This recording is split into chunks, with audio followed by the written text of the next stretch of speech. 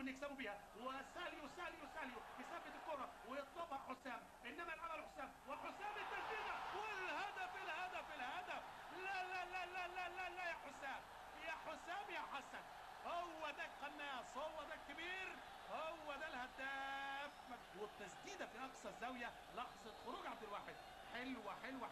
ادي ساليو، وادي ملعوبه في ظهر الصد، تسديده حسام حسن في الدقيقه 32. لكن اعتقد ان هذه المباراه ستشهد المزيد من الاهداف، والعرضيه خطيره، جول. مين اللي جاب الجول؟ طارق السعيد.